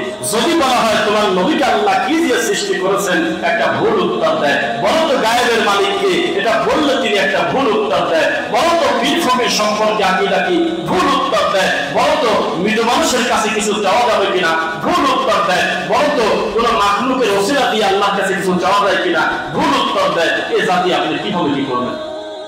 ইমানের ক্যান্সার, সবকিছু ভেঙে যায়, কিন্তু জাতি ইমান ভঙ্গের কারণ জানে না। ইমামের ট্রেনিং হচ্ছে, বলেন তো সূরা ফাতিহাটা একটু সুন্দর করে শোনান দেখি কেমন হয়। তারাবিতে কোরআন তেলাওয়াত কিভাবে করবেন একটু আমাদের শোনান তো দেখি। আপনি সূরা বাকারাটা একটু পড়েন তো, বলেন তো ওযু ভঙ্গের কারণ কয়টি, এগুলি শেষ করে দিয়েছে, আর কোনো কিছু জানার নেই। আরে বাবা, ইমামতি করার জন্য যেই যেই জিনিস দেখার দরকার আপনি এখনো জিজ্ঞাসাই করেননি একটাও না। এক, এই ইমামের আল্লাহ সম্পর্কে তার আকীদা শুদ্ধ কিনা, রাসূল সম্পর্কে তার ধারণাটা সঠিক কিনা, বিদআত এবং শিরক যে দুইটা বড় বড় পাপ আছে দুনিয়াতে, এই পাপ সম্পর্কে বেচারা কোনো জ্ঞান রাখে কিনা, কিছু জিজ্ঞাসা করে না, খালি বলে যে বাহ ওনার কোরআন তেলাওয়াত তো খুবই সুন্দর। তো সুন্দরটাতে কি হলো? আপনি কার কথা বলতেছেন? শিয়াদের কোরআন তেলাওয়াত শুনলে আপনার মানে মন ভরে যাবে, মনে হবে কি রে। পাকিস্তানের কিছু শিয়া আছে ছেলে পেলে, তারা দেখবেন ইয়া আলী ইয়া আলী ইয়া হোসেন হোসেন বলে চিৎকার দিয়ে ওঠে। এত মিষ্টি গলারে ভাই, এত সুন্দর গজল বলে, এই গজল আমাদের দেশে খুব নাম করে। এসব গজল আমার দু একটা ছিল মনে, কিন্তু ওই যে দেখবেন ওই আলী আলী বলে ডাকতেছে, হোসাইন বলে ডাক দিচ্ছে, আপনার বাচ্চা এই গজল শুনে শুনে ভাত খায়। এটা তো শিয়া, কিন্তু গলার কণ্ঠ এত মিষ্টি, এত সুন্দর কণ্ঠ, তারা তেলাওয়াত করে মনে হচ্ছে প্রাণ ভরে শুনি। কিন্তু সব ঠিক আছে, খালি ইমান নাই, সব ভালো, ইমান নেই, খালি মরে গেছে কিন্তু চোখ দুই ভালো আছে। এই চোখ দিয়ে কি করবে? একটা লোক মরে গেছে বলতেছে সব, আর যাই হোক বেচারা চোখের কোনো ক্ষয়ক্ষতি হয়নি, এই চোখটা আপনি করবেন না, কিন্তু মরেই গেছে। তো যে লোকটার ইমান নাই তার উপরে আপনি কি আশা করে বসে আছেন আপনি বলেন? আব্দুল্লাহ বিন আব্দুর রাজ্জাক হাফিজাহুল্লাহর একটা বক্তব্য শুনছেন কিনা, যেই জাতি মাত্র $100, $50, $2, $10 বেশি পাওয়ার লোভে অমুসলিমের কাছে ধর্ম বিক্রি করে খায়, কাজ করছে 8 ঘন্টা, ওই 8 ঘন্টা 20 মিনিট। খ্রিস্টান আসলে যাই কাম করে 10 ঘন্টা কাজ করছে, বলে যে লেখেন 11 ঘন্টা। ও বোঝে না যে ও অলরেডি তার ধর্ম বিক্রি করে দিয়েছে, ইমান বিক্রি করে দিয়েছে, জানে না। খ্রিস্টানের মুখামুখি অমুসলিমের কাছে যে বিক্রি করে, অমুসলিমরাও জানে যে বাঙালিকে আমি যুদ্ধ করতে পারবো কেন, আমি কেন মুসলমানকে বলবো তোমরা আল্লাহকে গালি দাও, আমি খালি কায়দা করে কিস্তির বই হাতে ধরা দেবো, একা একাই আল্লাহর সাথে যুদ্ধ লেগে যাবো। আমি কেন বলবো যে তোমার স্ত্রীর বোরকা খোলো, আমি কেন বলবো তোমার মেয়ের বোরকা পড়তে দেবো না। খ্রিস্টানরা এত ঘাঘু, ওরা বলছে যে আমরা এই কাজ করবো কেন, আমরা প্রতি ঘরে ঘরে এমন ভাবে চ্যানেল দিয়ে দেবো, মিডিয়ার বিষয়টা এমন ভাবে তাদের সামনে নিয়ে নেবো, তার বাচ্চা ওই ল্যাংটা দেশ ছাড়া পড়বেই না। তার স্ত্রীর যে পোশাকে কিনে দিয়ে ঘুরে ফিরে খালি আমাদের পোশাকে কিনতে চাইবে, এটা এত চকচকা করে আমরা বানাবো। আমরা কেন বলবো যে তুমি বোরকা খোলো, ওরা নিজেরাই নিজেদের খুলে ফেলবে। ইহুদি খ্রিস্টানকে আপনি এত দুর্বল মনে করেন, যার ব্যাপারে আল্লাহ বলতেছে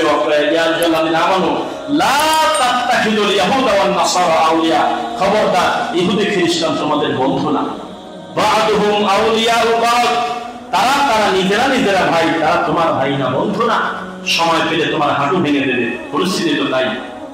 ঘরে বসে বসে সিরিয়াল করে, চীন আমার, রাশিয়া আমার, অমুক আমার, বিভিন্ন নাম নেয়। একবার আপনার বলতে লজ্জা করে না যে পৃথিবীতে যদি বৃহত্তম যুদ্ধ হয়, আল্লাহ ঘোষিত যদি কোনো যুদ্ধ হয়, এই যুদ্ধ হবে হক আর বাতিল, মুসলিম আর কাফেরের। একজন কাফের মুসলমানের পক্ষে থাকবে না, থাকবে না, থাকবে না। আপনি কাকে সিরিয়াল করতেছেন? তারা তারা কামড়াকামড়ি করতেছে আপনার মনে হচ্ছে, কিন্তু মুসলমানদের বিরুদ্ধে কথা আসলে সব কাফের এক হয়ে যায়। মুসলমান হয়তো এক হবে না, কিন্তু কাফেররা ঠিকই এক আছে, কাফেররা এক আছে। এর থেকে তারা গোবরকে তারা রাষ্ট্রীয় খাবার বানাইছে। গাভীর দুধের থেকে গাভীর সোনা, গাভীর পেশাবের দাম বেশি তাদের কাছে। যারা বাচ্চা না হলে গোবর খেতে বলে, এত খারাপ আকীদার লোক পর্যন্ত তারা তাদের স্বার্থে, দেশের স্বার্থে তারা যে কোনো জায়গায় বোম মারি, যে কোনো জায়গায় সব ধ্বংস করে দিতে পারে। কিন্তু মুসলমান হলে এমন এক মুসলিম বিপদে পড়লে আর এক মুসলিম বলে না আমার তো কিছু হয়নি, কোনো কিছু আসে না। এই মুসলিম দিয়ে কি জয় হবে না আল্লাহ সাহায্য লাগবে? সাহায্য লাগবে। এটা তো মনে রাখবেন।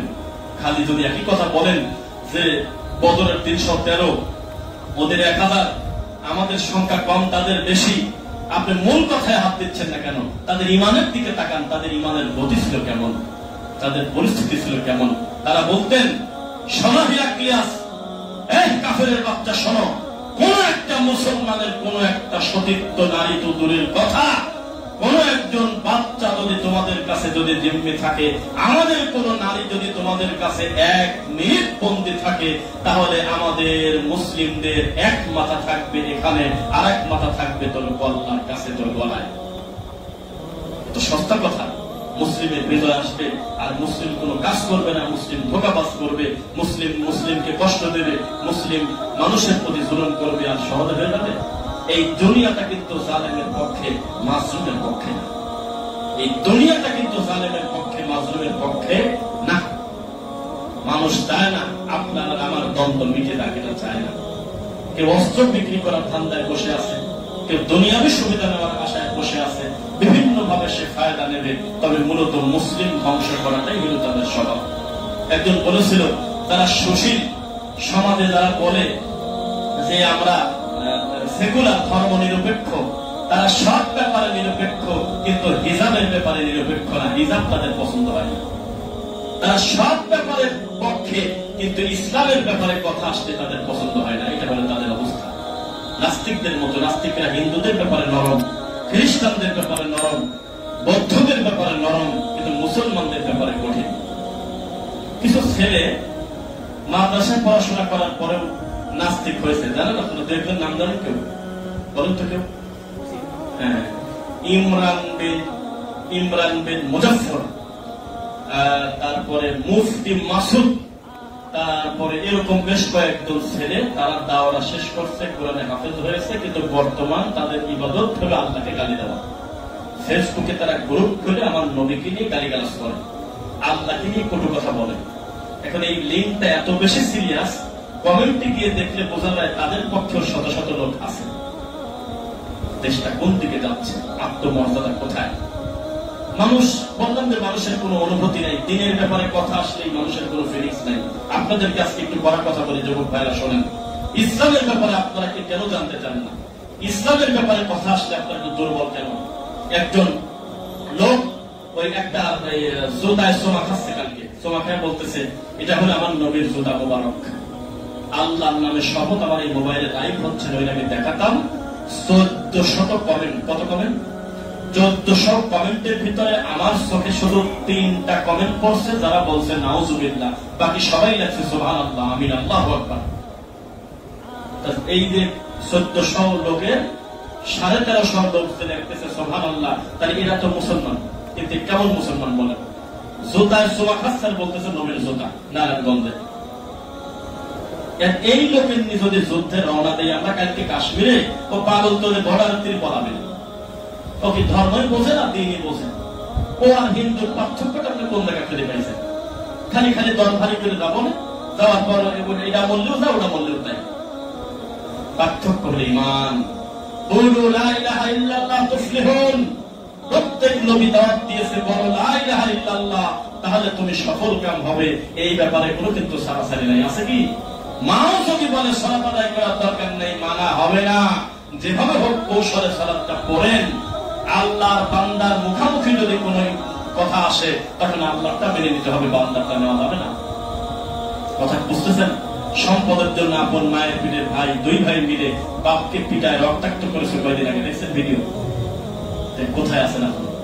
আপন ভাই আর এক ভাই পেটের ভিতরে টাকা ঢুকায় দিয়েছে, ওই দিক দিয়ে টাকাটা বের হয়ে গেছে, হাসপাতালের পেটে কান্না করতেছে। আপন ভাই আর এক ভাইয়ের কাছ থেকে কোরআন দিয়ে কোপাচ্ছে সম্পদের কারণে। দুনিয়া এইভাবে যদি আমরা চলতে থাকি, তাহলে আমরা কিভাবে বিদায় আশা করবো বলেন? এতগুলো ব্যর্থতার ভিতরে একটি সফলতা, সেটা কি? আল্লাহ জেরুজালেম জয় করাবেন, বাইতুল মুকাদ্দাস মুসলিমদের সম্পদ। কাদের সম্পদ? আবার মুসলিমদের হাতে আসবে, বলেন আলহামদুলিল্লাহ। এই জমিনটা কিছুদিনের জন্য হলেও ইসলামিক খেলাফত, ইসলামের আইন অনুযায়ী শরিয়া মোতাবেক প্রতিষ্ঠিত হবে। ইমাম মাহদী আলাইহিস সালাম প্রায় কাজ করেই দিয়ে যাবে, ঈসা আলাইহিস সালাম এসে বাকিটা পূর্ণ করে দেবে। একেবারে প্রায় শেষে করে দিয়ে দেবে, আর কোনো চাপ থাকবে না। ঈসা আলাইহিস সালাম আসবে, এবার তো সবাই খেয়াল করবেন, এবার ভালো লাগবে। ঈসা নবী এসে প্রথমে খোঁজ করে খ্রিস্টানদের কি বলে জানো, ক্রুশ বলেন নাকি চিহ্ন, এইটা ধরে আগে পিটাবে। আগে আমি বলছি কি আর তোরা করলি নাকি?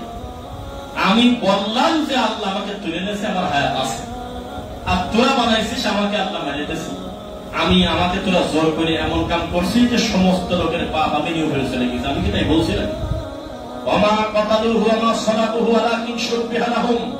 আমাকে কতলও করে নাই, আমাকে শুলেও চড়ায় নাই, আমি আমার আল্লাহর কাছে সংরক্ষণে ছিলাম। সুবহানাল্লাহ। আমি আলাদা কোনো বিধান নিয়ে দুনিয়াতে আসি নাই, তবে কয়েকটা জিনিস ক্লিয়ার করতে আসছি। তোর ঠাকুর আছে পিঠা ছাড়বো, এই গির্জা এই যা করো এগুলো আমি শিখাই দিয়ে দেয় নাই, এগুলো কোনো কাজ না। কিন্তু তারা বসে আছে খ্রিস্টানরা আজও পর্যন্ত, যে ঈসা নবী এসে বলবে মুসলমানরা বাতিল, খ্রিস্টানরা হলে আমার। কারণ খ্রিস্টানদের নবী তো তিনি, তাই না? ঈসা আলাইহিস সালাম কাদের নবী? খ্রিস্টানদের নবী। কিন্তু এখন যে খ্রিস্টান, এই খ্রিস্টান কি তারা? তিনি এসে বলবেন কয়েকটা বিষয়। এক, আমাকে শুলে চড়ানো হয় নাই, তোমরা মিথ্যা অপবাদ দিয়েছিলে।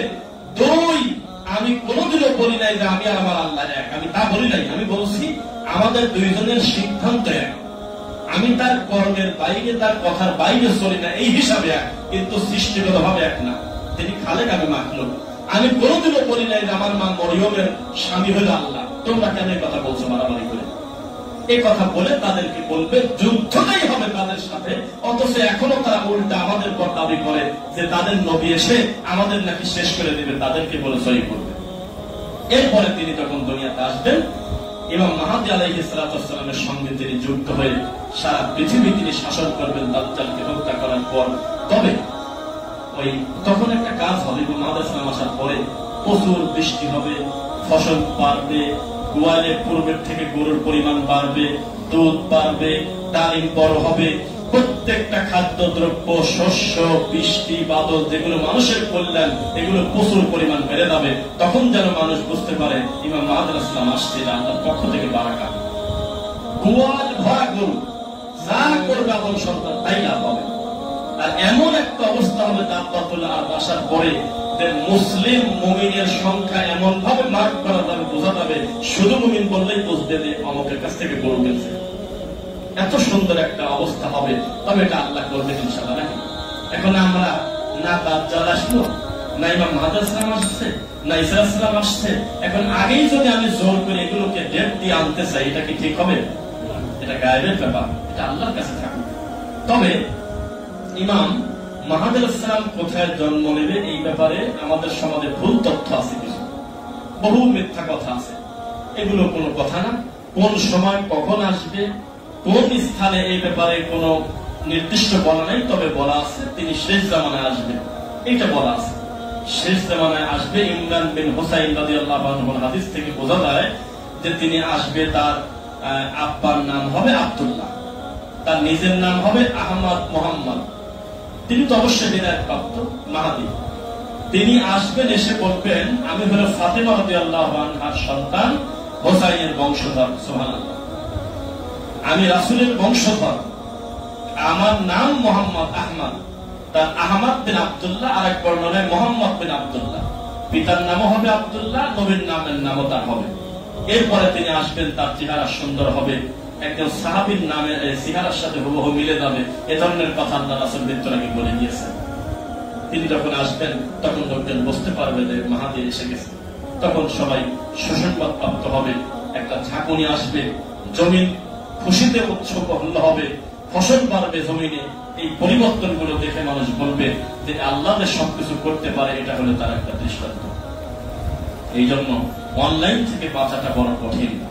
ইউটিউবের ফিতনা, অনলাইনের ফিতনা, জাগতিক দুনিয়ার বড় বড় পাপ থেকে বাঁচা।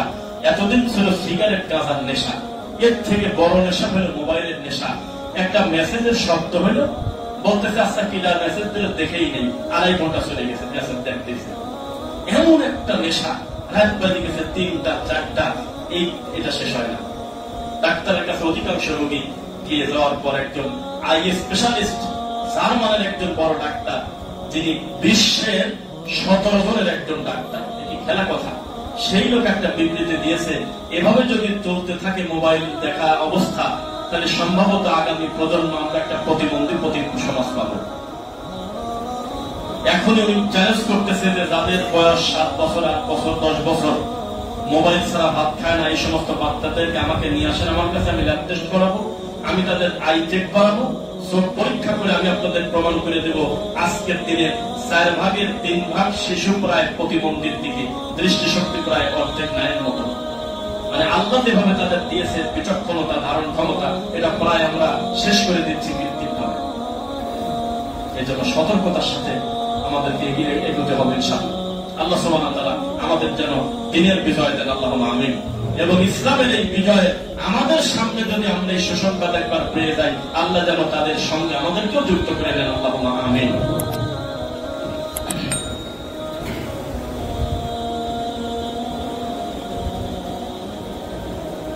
আলহামদুলিল্লাহ, ফাইন্না খায়রাল হাদিসি কিতাবুল্লাহ ওয়া খায়রুল হুদা হুদা মুহাম্মদ সাল্লাল্লাহু আলাইহি ওয়াসাল্লাম ওয়া শাররুল উমুরি মুহদাসাতুহা কুল্লু মুহদাসাতিন বিদআহ ওয়া কুল্লু বিদআতিন দালালাহ ওয়া কুল্লু দালালাতিন ফিন-নার। আলহামদুলিল্লাহ, যে কথা আমরা বলতেছিলাম, ইমাম মাহদী, দাজ্জাল এবং ঈসা আলাইহিস সালাতু ওয়াস সালাম আসার যে ব্যাপার, গত পূর্বের খুতবায় আমরা প্রায় 52টা আলামত আমরা কম বেশি বলছিলাম। কিন্তু এইবার যে কথাটা বলবো, এইগুলোর সাথে কিন্তু আমাদের হালাল হারামের কোনো কিছু জড়িত না। এগুলো হলো এলেমের ব্যাপার, বোঝেন না ভাষা। এগুলো কিন্তু হালাল হারামের কিছু না। ঈসা নবী আলাদা কোনো শরীয়ত নিয়ে আসবে না, আবার ইমাম মাহদী এসে বলবে না যে আগে 5টা বিধান কম ছিল, আমি পরে এসে দিবিল আসলাম না। যা ছিল কোরআন হাদিসে তাই থাকবে। আমরা আমাদের মূল কাজ করতে থাকি। সূর্য যদি পশ্চিম দিকে উঠে না, আমরা বলবো যে আল্লাহ তোমার নিদর্শন, আমি মুসলিম, আমার কোনো আফসোস নাই, আমি আগেও রেডি ছিলাম, এখনো রেডি আছি, আমি মন অবস্থায় আছি ইনশাআল্লাহ। যদি ইমাম মাহদী আসে, খুশিতে বলবো আল্লাহ তুমি তার সৈনিক হিসেবে আমাকে কবুল করো আল্লাহ। ঈসা আলাইহিস সালাম যদি আমাদের দেবদশা আসে, সর্বপ্রথম আমি তার হাতটা গিয়ে ধরবো, আল্লাহ আমি তোমার পাঠানো প্রেরিত তোদের হাতে হাত দিয়েছি, আল্লাহ তার সৈনিক হিসেবে কবুল করো। এটা দাবি থাকবে, কিন্তু আমাকে খুঁজতে বলে নাই কোথাও যে তুমি এগুলো খুঁজে খুঁজে বের করো, তারা কখন আসবে, কবে আসবে, এগুলো খোঁজার দায়িত্ব কি আমাদের? না। আমরা বহু জ্ঞানী জ্ঞানী মানুষকে আমরা হারিয়ে ফেলেছি উদ্ভট গবেষণা করার কারণে। এই ফোরাত নদীর পানি শুকে যাচ্ছে, এই একটা যুবক বের হয়েছে ইরাক থেকে, এইরকম উল্টা পাল্টা কিছু মিলাতে গিয়ে আজকে আমাদের দেশে এই দিনটা বানাইছে হলে জাদুঘরের দিন। এটা করা যাবে না। আল্লাহ যেগুলো গায়েব রাখছে গায়েবের মতোই থাকুক। আমাদের জীবদ্দশায় যদি আমরা এই সংবাদ পেয়ে যাই, আমরা চিৎকার দিয়ে বলবো রেডি আছে হে ইমাম মাহদী, কোথায় যেতে হবে বলেন, আপনার সাথে আমরা আছি ইনশাআল্লাহ। আর দাজ্জাল যদি সামনে পড়ে যায়, তাহলে লাঠি হাতে করে মারতে যাবেন নাকি বলেন? কি করবেন? হ্যাঁ, সূরা কাহফ পড়বেন, তারপরে তার সামনে যাবেন না। এত সস্তা কথা নয়, এটা হলো আমাদের জন্য একটা পরীক্ষা। আর তিনি আদম সন্তান, নির্দিষ্ট একটা সময় আসবে, এটা মনে রাখবেন। বাদ বাকি যত কথা সমাজে আছে এগুলো ভুল ভ্রান্তি কথা। তিনি আসেন নাই, এটা দায়িত্ব নিয়ে বলা যেতে পারে তিনি আসেন নাই। কারণ তিনি আসলে যেই পরিবর্তন সমাজে ঘটবে, এ ধরনের পরিবর্তন 1 ইঞ্চি বোঝা যাচ্ছে না। তিনি আসলে তার পাওয়ার সাময়িকভাবে যে দেওয়া হবে, দিন পরিবর্তনের, সময় পরিবর্তনের যে ব্যাপার, এটা কঠিন। তবে গত জুমার খুতবায় আমি বলছিলাম একটা ব্যাপার, আপনারা সবাই খুব সম্মতি দিয়েছিলেন যে আসলে কথা ঠিক কি, কিয়ামতের পূর্বের সময়ের বরকত থাকবে না, দ্রুত সময় চলে যাবে। এটা বলছিলাম, মনে আছে? এটা কি মেনে নেই? সময় কিন্তু দ্রুত চলে যাবে। এই তো সেদিন রোজার গেল, এই তো একসাথে এই জায়গায় তারা আমরা এই জন্য নামাজ পড়লাম, এই তো সেদিন আমরা সিয়াম পালন করলাম, একসাথে ইফতার করলাম, মাস প্রায় 2টা শেষ। এই তো আরেক দিনের কথা, এই তো 2020 সাল, এখন আবার 2025 সাল। এত তাড়াতাড়ি চলে গেল সময়, সময়ের কোনো বরকত থাকবে না, কোনো মূল্য থাকবে না। কোনো অসুবিধা নাই, পরে কিচ্ছু লাগবে না, খালি একটা টয়লেট লাগবে, একটা রুম লাগবে, একটা মোবাইল লাগবে, আর একটু খাবার দিও। 10 দিন পর্যন্ত আমি থাকবো, আমাকে প্রয়োজন হলে ডাক দিও, আমি রেডি। এগুলো কেড়ে নেন, আধা ঘন্টা টিকতে পারবে না, করে একা একা পাগল হয়ে যাবে। একটা বই পড়তে দেন, পড়তে চায় না, অন্যান্য কাজে ব্যস্ত করে দেন, রাখবে না। খালি মোবাইলে চার্জ থাকবে, ওয়াইফাই থাকবে, একটা অ্যান্ড্রয়েড ফোন ছেড়ে দেন, এই পাগল 15 দিন একই ঘরে শুয়ে থাকবে, কিচ্ছু সমস্যা নেই। সময়ের কোনো বরকত নাই, সময়ের কোনো গুরুত্ব নেই। আমি খুব আঘাত করে হলেও আমি খুব কড়া করে বলতেছি, অনুরোধ করতেছি আপনারা কোরআন মাজিদটা পড়ার চেষ্টা করবেন ইনশাআল্লাহ। বলেন কোরআন মাজিদটা পড়েন, একটু শিখেন। যেভাবে হোক কোরআন মাজিদটা পড়ার চেষ্টা করেন। আপনার বাচ্চার বা আপনার বাড়িতে এসে একটা হাফিজিয়া মাদ্রাসার হুজুর আপনার ছেলেকে পড়া দেয়, আপনি একটু লজ্জা করেন না? আমি নিজে পড়তে পারি না, আপনি তো শিখতে পারেন। একসাথে বসে কোরআনটা পড়বেন, হাদিসটা পড়ার চেষ্টা করবেন, ইনশাআল্লাহ দিনকে অক্ষত রাখবে আল্লাহ সুবহানাহু ওয়া তাআলা। শেষ পর্যন্ত আল্লাহর জমিনে একটি দল থাকবে, তারা হকের উপরে থাকবে। এই দল হক যখন থাকবে তখন ঈসা নবী তাদেরকে নিয়ে সামনে আগাবে, ইমাম মাহদী তাদেরকে নিয়ে সামনে আগাবে। ওই শিয়া নিয়ে আগাবে না কোনদিন, যারা নবীর সাহাবীদেরকে গালিগালাজ করে। এই আশা আপনারা ভুলে যান। কত গাদ্দারি তারা করেছে তার তো প্রমাণ আমরা পাইছিলাম। কি বলেন? এতদিন ধরে যুদ্ধ লাগায় দিয়ে ফিলিস্তিনের মুসলিম ভাই বোনদের লাশ যখন হাজার হাজার মরে গেল, যখন চূড়ান্ত পর্যায়ের যুদ্ধ শুরু হইল, তখন এই আফগান, ইরান, এই আপনার কি বলে ইরাক, এই সমস্ত শিয়ারা তখন আবার স্ট্যাটাস দিচ্ছে যে এই সমস্ত যুদ্ধ তাদের নিজস্ব দেশের ব্যাপার, আমাদের কিছু করার নেই। তাই এতদিন চিন্তা নাকি কেন? এতদিন পাথর দিয়ে ঢেল দিলে কেন? তুমি দিতে পাথর দিয়ে ঢেল, তারা দিতে পারমাণবিক দিয়ে ঢেল। তুমি দিতে থাকবো, তারা দিতে একেবারে মাটির সাথে মিশায়। এই তো তোমার কাজ। যখন লেগে গেছে একটা কঠিন পর্যায়ে, তখন আস্তে করে নিজেদেরকে গুটিয়ে নিয়ে বলে এটা তাদের ভিতরগত ব্যাপার, আমাদের কিছু করার নেই। মুনাফিক জাতি, মুনাফিক। ওই যে ইন্ডিয়াতে আমাদের অনেক মুসলিম আছে, দেখবেন যে মুসলমান ভাইদের প্রতি দরদ নাই। দাদা বলে দাদা দাদা দাদা আসছেন, দাদা দাদা দাদা করে মরতেছে। কিসের দাদা? এত সহজ। আমাদের জাতিগত ভাবেই আমরা অকৃতজ্ঞ, আমরা এইভাবেই মানুষকে মূল্যায়ন করি। অমুসলিমদের সাথে মিশতে মিশতে, চলতে ফিরতে, সংস্কৃতি মানতে মানতে পরিস্থিতি এমন। এটাই তো পূজা। পূজা না তো কি? এটার নামই তো পূজা। দুনিয়াতে একটু সিয়ারের আসে একটা বড় হুজুরকে যদি বলা হয় যে ওই ওপারে দেশের দাদা একটু পায়ে সালাম করে আসে, চলে যাবে নিকাল সকালে। দুনিয়া বিশ্বাস একটু সিয়ারের লোকে। মুসলিম চিররণবে, মুসলমানের বেঁচে থাকা যতটুকু, মরে যাও ততটুকু। মুসলমানের কোন লস নাই। আল্লাহ নবী 1450 বছর আগে বলেছে, তোমাদের শরীরে একটা কাঁটা পর্যন্ত বেঁধে না, সেই কাঁটা তোমাদের গুনাহ মাপের জন্য আসে না। সুবহানাল্লাহ।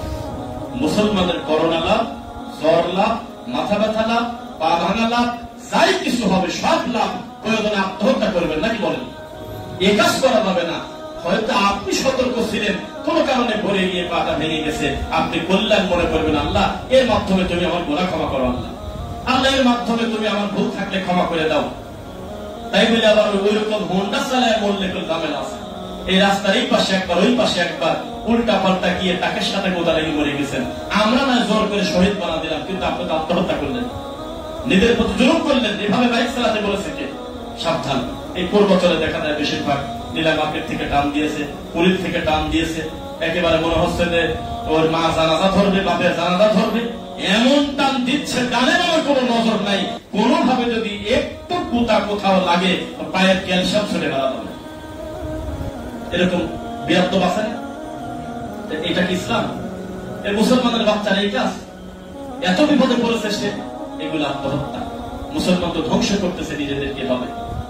কোনদিন আগ বাড়িয়ে এমন কিছু করতে যাবেন না যেই কাজটা আপনি নিজের প্রতি জুলুম করলেন। হে আল্লাহ রাসূল, আমাদেরকে যদি পিটায় ধরে, মারে ধরে, জুলুম করে, কি করব? গাছের আড়ালে প্রয়োজনে থাকো, ধৈর্য ধারণ করো। কারণ তুমি যদি এই জালেমকে বড় করে আমার রাস্তায় বের হয়ে বিগড়ে দাও, তাহলে এর থেকে বড় ক্ষতি তোমার ব্যাপারে করে বসবে। এরকম খুব কমই হয়েছে যে একটা খারাপ মানুষের বিচার করার পর কালকে থেকে আল্লাহর ওলি হয়ে গেছে। খুব কম, ব্যতিক্রম হয়নি তা না, আরো উল্টা বিগড়ে যায়। জেলে রওনা দিচ্ছে আর বলতেছে আমি কি সারা জীবনে থাকবো না, আমি কি বের হব না? এই তো মানুষের স্বভাব। এই জাতিকে আপনি জোর করে পিটায় কাজ করতে পারবেন না। তাদেরকে দিতে হবে কার ভয় বলেন তো দেখি? আল্লাহর ভয়। আল্লাহর ভয় ঢুকে গেলে জাতি ভালো হয়ে যাবে ইনশাআল্লাহ। আপনাদের অন্তরটা আল্লাহর ঘরের সাথে যেন লেগে থাকে, দোয়া করে আল্লাহুম্মা আমিন। আরেকটি বিষয় বলি, আপনারা ওই নেতাকে খবরদার পছন্দ করবেন না যেই নেতার সাথে আল্লাহর ঘরের কোনো সম্পর্ক নেই, যেই নেতা সামনে কাতার ছেড়ে না, যেই নেতা জামাত ফেল করে, যেই নেতা যদিও মসজিদে আসে একবারে শেষে এসে একবারে সবার আগে আস্তে করে পড়া চলে যায়, দেখে মানুষ পায় না। জোহরের নামাজের পরে কোনো ডেট দিলে এই 3:30টার সময় আসে, নামাজের লোক বসে থাকে, সে নামাজ পড়ে না। এমন লোককে খবরদার দায়িত্বশীল বানাবেন না ইনশাআল্লাহ। অন্তত আল্লাহর ভয় তার ভিতরে থাকুক। কি বলেন? এই শোনেন, 100 জন যদি অন্ধ থাকে এক জায়গায়, ইমামতি করবে কি? দলিল দেন। 100 জন অন্ধ চোখে দেখে না, ইমামতি করবে কি? অন্ধরাই করবে কেউ একজন। ওর ভিতরে তো একটু কম কান আসে, সবাই ল্যাংটা, ইমামতি করবে কি? মোটামুটি তার হাঁটুটা ঢাকা আছে, একটু কাপড় আছে, শরীরে ইজ্জত থাকছে, তাকে তুলনামূলক ভালো তো আমরা চেষ্টা করতে পারি কিনা? যার দ্বারা আমার সমাজের উপকার হবে, যিনি আল্লাহর ঘরে সালাত আদায় করে, যিনি মানুষের সঙ্গে মেশে, যিনি দিন সম্পর্কে সচেতন, যিনি আলেম প্রেমী, কোরআন প্রেমী, ইসলাম প্রেমী, এমন মানুষকে তো আমরা যোগ্য সম্মান দেব না? এইটা যদি আপনি করতে চান, তাহলে হয়তো কিছু উপকার আল্লাহ নেবেন ইনশাআল্লাহ। আর যদি মুনাফিকি করি আমরা, তাহলে তো সবিশেষ। আমি ওই কথাগুলো মনে পড়ে চোখের সামনে। আল্লাহ, যারা যারা মন্দির পাহারা দিতে গিয়েছিল, যারা যারা দুনিয়াতে একটু সিয়ারের লোভে, ওই যে একটা হিন্দুদের একটা ইসকনের একজন জঙ্গি সংগঠনের একজন প্রধান, নাম ভুলে গেছি, চিন্ময়, এই লোকের সারতে মনে হয়, তাই না?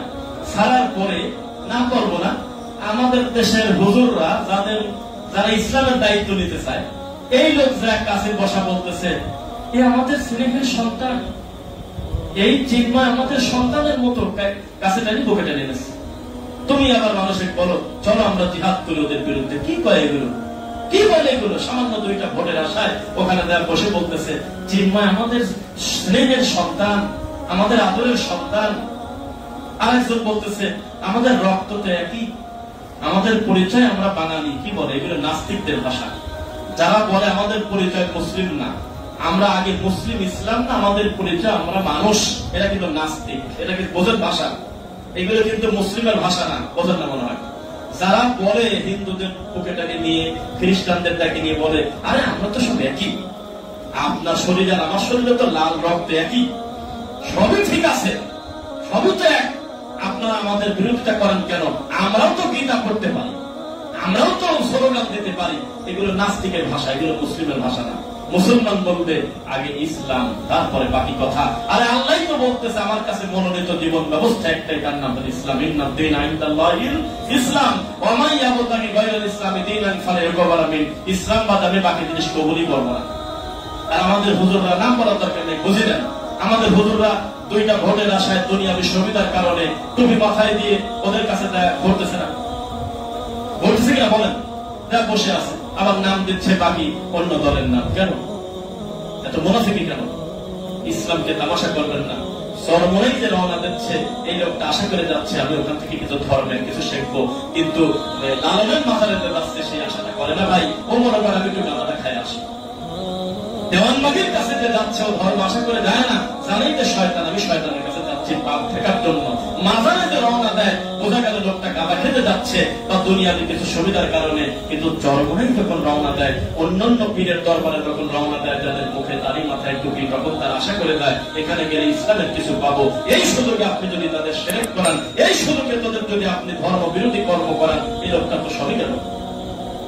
সাবধান। আল্লাহ সুবহানাহু ওয়া তাআলা আমাদের ভয়াবহ প্রতারণা থেকে হেফাজত করুন, আল্লাহুম্মা আমিন। ডাক্তার জাহাঙ্গীর কবিরের মতো লোক, এত বড় একটা ডাক্তার জ্ঞানী লোক, সেই মানুষ পর্যন্ত মানুষের ভুল হবে উনি বললেন যে হ্যাঁ এটা একটা জিনিস ভুল, অন্য লোকের প্রোডাক্ট নিয়ে এসে নিজের নামে লেবেল লাগিয়ে বাজারে দেওয়া ঠিক না, এটা উচিত না। আমার নিজের ভেরিফাইড করতে হবে, এটা আমার নিজস্ব তত্ত্বাবধানে তৈরি হতে হবে, পিএসটি নিবন্ধিত হতে হবে, তখন আমি বলবো পণ্যটা আমার। আপনার কাছ থেকে পণ্য ধরে নিয়ে এসে আমি একটা লেবেল লাগাই দিয়ে যদি বলি যে এটা আমার পণ্য, এটা কি হবে? কালকে যদি খারাপ কিছু বের হয়, দায়িত্ব কে দেবে? ইসলাম ঠিক ওই জিনিসটা বলে, শোনো তুমি আরেকজন থেকে ধার করতে নাও কেন? ওরাই তো তোমার থেকে ধার কর্জ নিয়ে চলবে, ওরা তোমাকে জিজিয়া কর দিয়ে চলবে, ওরা তোমার কাছে সাহায্য প্রার্থনা করবে। তুমি মুসলমান কি করে তুমি একজন অমুসলিমের কাছে গিয়ে দাদা বলেন, দাদা জি দাদা জি দাদা বলো কেন? তোমার এই মানুষ খোঁজার কারণে তো তোমার ধর্ম বিকৃত হয়ে যাচ্ছে, ইসলামকে তুমি হাসির পত্রে বললে। সর্বোপরি এখন আমরা আশা করি যারা ডাইরেক্ট শিরকের সাথে লিপ্ত না, সরাসরি যারা কুফরি করে না, ডাইরেক্ট যারা মাজারে সেজদা দেয় না, তারা আমাদের পার্থক্য থাকলেও আমরা মুসলিম হিসেবে এক ইনশাআল্লাহ। দেশের স্বার্থে যখন কথা আসবে তখন আমরা সবাই এক ইনশাআল্লাহ। তখন যদি কেউ পলায়ন করেন তাহলে সে আরো সে ছাপ হবেন না, এবং সেভাবে সবচেয়ে বড় গাদ্দার। দেশের স্বার্থে, ইসলামের স্বার্থে, মুসলিমের উম্মার স্বার্থে আমরা কিন্তু সবাই এক। স্বার্থ কাকে বলে? স্বার্থ হলো ফিলিস্তিনের মুসলিমকে তারা মারছে, এ ব্যাপারে আমাদের কোনো দ্বিমত নাই যে এটা আসলে একটা জুলুম। এ ব্যাপারে কারোর কোনো দ্বিমত থাকার কথা না যে আসলে আমাদের মুসলিম ভাইদের প্রতি নির্যাতন করতেছে, এটা অন্যায়। কিন্তু তারা তো তা মনে করে না। তার পাশের দেশ থেকে বলতেছে আমরাও কিন্তু গাদার মতো করে দেব। এটা ভাষা মতের ভাষা এগুলি বলে। তাহলে তাদের বোঝা লাগবে যে মুসলমানদের কত সাবধানতার সাথে আল্লাহ সাহায্য চাইতে হবে। এত নিরাশ হয়েন না। আসমান থেকে এখনো গজব আসে, এখনো 10 তলা বিল্ডিং মুহূর্তের ভিতরে ভেঙে পড়ে যায়, এখনো 3 মিনিটের 1 মিনিটের ভূমিকম্পে এখনো হাজার কোটি টাকা গায়েব হয়ে যায়, এখনো দাঁড়ানো পড়ে মাটির ভিতর থেকে আগুন বের হয়ে ইসরায়েলে দাউ দাউ করে জ্বলে। এখনো পর্যন্ত পাবনা ডট কলেজের সামনে একটা বিশাল বড় একটা করই গাছ নাকি গাছ ঠাড়া পড়ে মাঝখান থেকে একেবারে এমন ভাবে 2 ভাগ হয়ে গেছে, পুড়ে মনে হচ্ছে যে 10 জন কামলা মেরে 15 দিন ধরে কাটছে। হয়তো ঘটনা 1 সেকেন্ডেরও, ন্যানো সেকেন্ড, 1 সেকেন্ডেরও কম, কিসের সেকেন্ড, তাও সরাসরি পড়ে নাই, কয়েক জায়গা ছুটে ছুটে পড়ে ওই ঠাডাটা পড়ছে। কেদারে শয়তানি করে নাম দিয়েছে ঠাডা চত্বর।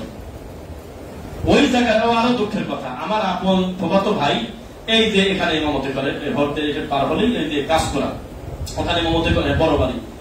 সে নিজে ফিজিক্যালি ওখানে গেছে, আমি ভিডিও দেবো, দেখবেন আপনারা। সেখানে যা দেখে ওই ঠাডা করা গাছের বাকলটা সে প্রেসার কামড়া খাচ্ছে আর হলে পানির মিশা মিশা খাচ্ছে, কয় এটা খালি উপকার আছে। এই পাগল জাতের কোন লজ্জা আছে? গাছের ঠাডা পড়ছে, এখন ওখান থেকে আশ্রয় নিয়ে নিয়ে পাতা নিয়ে পানিতে ডোবা ডোবা 3 নিঃশ্বাসে খাচ্ছে, সোদা মিশায় বিভিন্ন দরবারে নিয়ে যাচ্ছে, আসর বসছে, কিছুতেই ঠেকানো যাচ্ছে না। মহিলারা তারা আছে এখনো।